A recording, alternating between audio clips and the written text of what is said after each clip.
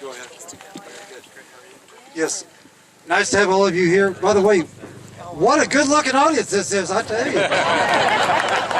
Love it, love it, love it. Never saw more smiles in one place in my life.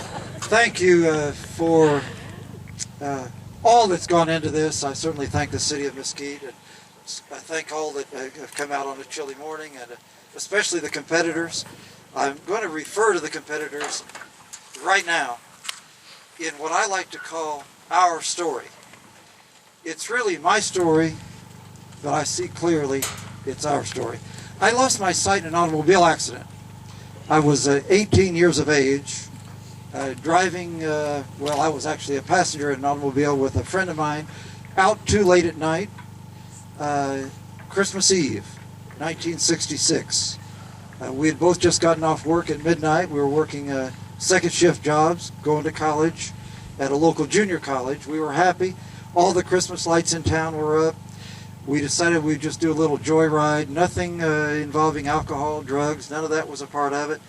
But we ended up out in the country, and long story short, we came across a country hill strewn with gravel, blacktop road. On the other side of it was a T Street. At 60 miles an hour, no time to turn left, no time to turn right. The last thing I remember seeing was the right foot of my friend standing on that brake as we skidded and screeched irrevocably from one life to another. Bang. Lights out. Well, I have to tell you now, it's more than 40 years ago that happened. And as I stand here in front of you, I'm really telling you the truth. My loss of sight, it was hit the dashboard, optic nerve was crushed. My loss of sight has turned out to be one of the very best things that's ever happened to me. I'm not saying it's been the easiest. And I think it's true for anyone here who has a challenge. It has become a gift that has connected me with fantastic people like you. I think our role today is to sort of follow what happened to me, and I think it's happened to all of you in one way or another. You're facing a challenge. It's one of the largest, if not the largest challenge of your life. Could be your position today for many of you. Somebody stepped into my life. I was sitting at home, this was about 6 weeks after coming home from the hospital, sitting at home in my parents' living room, and I'll admit to all of you, I was lonely, isolated, no longer running around with friends, no longer dating, no longer driving an automobile. Very, very lonely. And I was, quote, unquote, watching TV, but really worrying, about my future. Bang. It's the back door opening. It's my father coming in at 3 o'clock in the afternoon on a work day. My father was only 41 years of age at that time. I was 18, he was 41.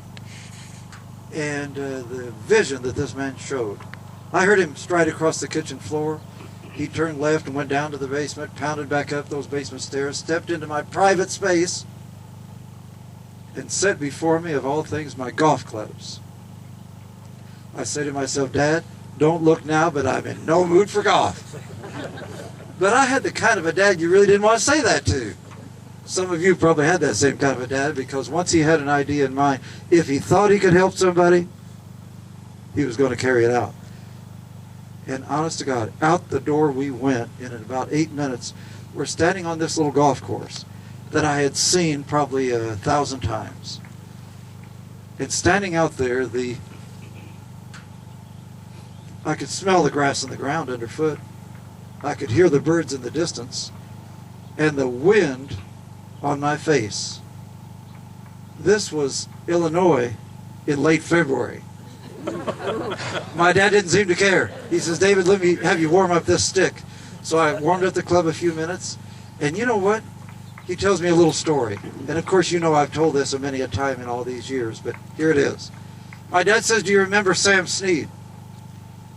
I said, yeah, Dad, I remember Sam. Do you remember what a beautiful swing Sam has? Yeah, Dad, I remember. I'm getting a little bit irritated. He says, David, do you know Sam is oftentimes asked the question, how, Sam, do you have such a beautiful rhythmic golf swing and still hit the darn ball so far? I said, no, Dad, I'm not familiar with that question. He says, David, Sam's answer is really very simple. Sam says to the crowd, ladies and gentlemen, at this stage in my life, I just draws her back and I lets her go. My dad was telling me, David, that's really what you got to do with your life, is to let go of the past and turn to a brighter future. I will never forget that first shot. My dad set me up to the ball just like they do today, just like my friend Dean Jarvis will be doing in a few minutes. He placed the club head behind the ball and he said, David, just take your natural swing. Now listen, this is not just my story. This is your story. You'll all remember that first shot. When you have a prosthetic, you kind of wonder how in the world. The ball literally exploded off the club face 140 yards into our distant future. You know, here we stand at Mesquite.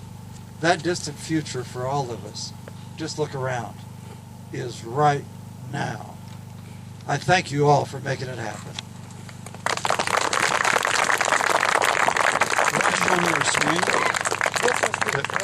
Okay, sure. We have a robotic arm near you, so we're going to move you out. Oh, please do.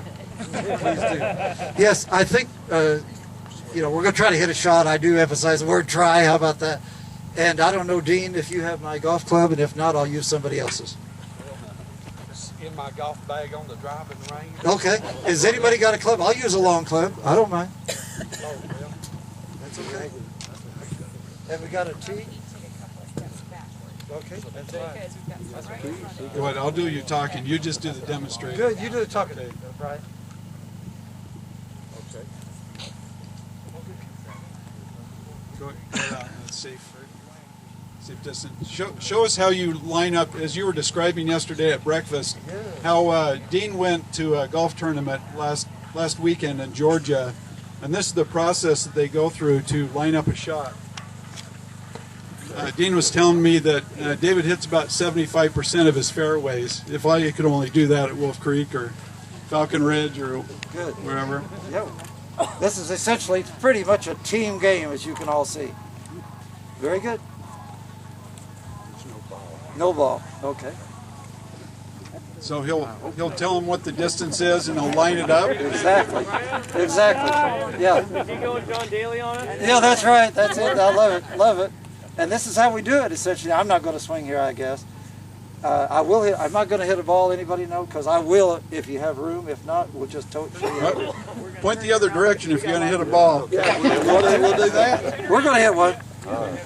I'll take a swing or two while you get me set. As he's setting up, David was talking about how he lines up a putt and how he'll walk from the hole and feel the undulation of the green with his feet.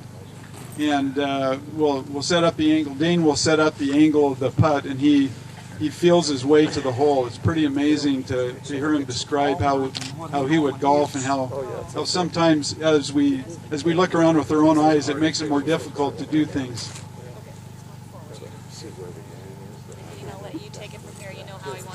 Can I just swing here, Dean? I guess this will be our ceremonial first hit. Yeah, I love it. Okay, David? Yes, sir. Let her rip. I will. Let me take a practice swing. I'm just going to take one or two swings here. We have a shorter tee. We just have the long one. That's all right. He'll make it work. Just remember that mesa up there. I'll remember the mesa there, Lou. You got it, Dave. Okay.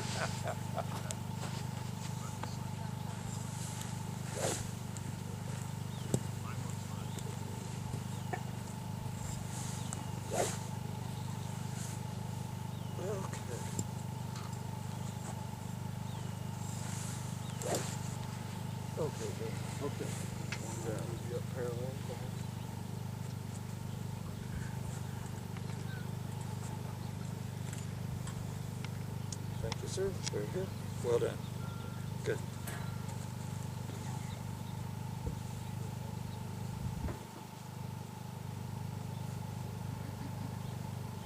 Touch it. Good.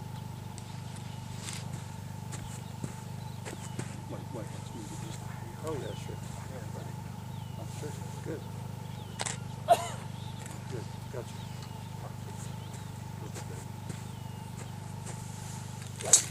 There you go. That is the first hit of the Mesquite Apparel Long Drive Championship.